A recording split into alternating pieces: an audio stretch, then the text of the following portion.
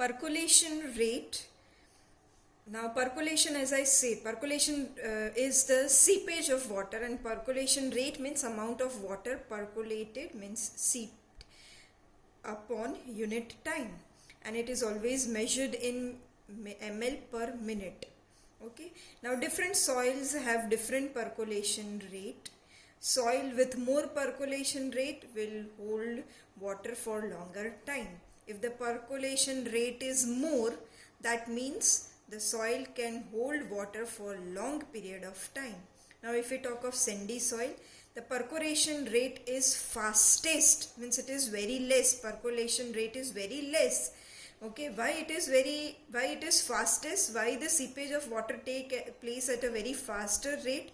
It is because there are more spaces in between the soil particles. Okay, clay soil percolation rate is slowest because little interparticular spaces. As less interparticular spaces are there, the percolation rate is very slow.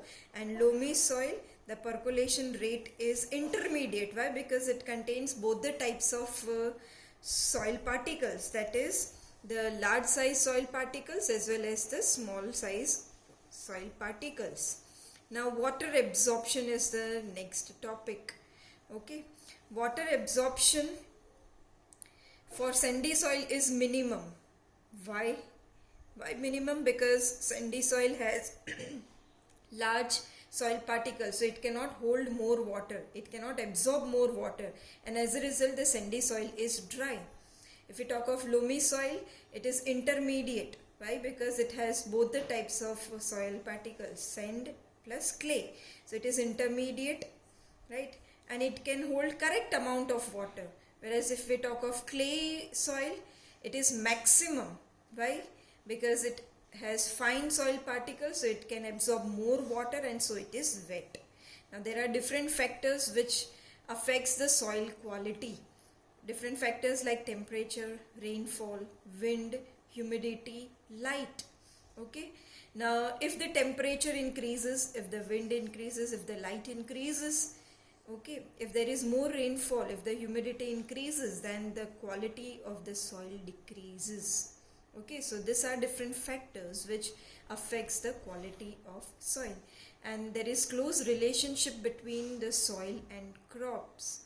Like cereals like wheat grow in clay and loamy soil, rice grow in clay soil, cotton grows in sandy and loamy soil, pulses it grows in well drained loamy soil. Different soils have different pH, different mineral content, different water content, and it is different for different crops. Okay, why this is being found that specific crops grow in specific type of soil? It is because different soil have different pH, different mineral content, different water content, and as a result different types of crops grow in different types of soil. Now the third parameter is the light.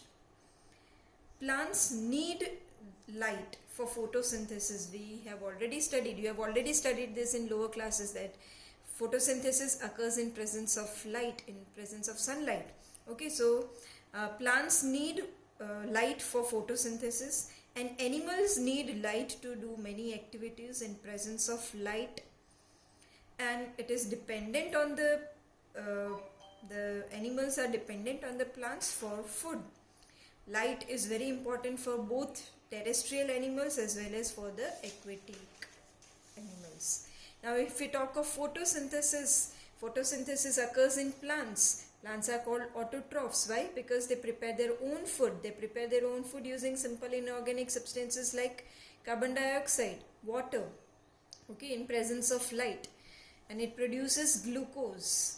Okay, at the end of the photosynthesis, oxygen is released and energy is produced in the form of food.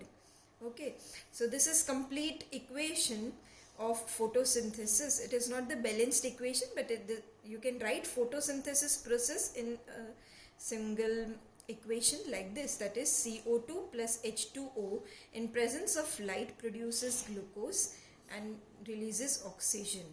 Okay, now animals, they do not undergo Photosynthesis process means they cannot prepare their own food, hence they are called heterotrophs. Animals are dependent on the plants for preparing the food. Okay, we'll continue this in our next video.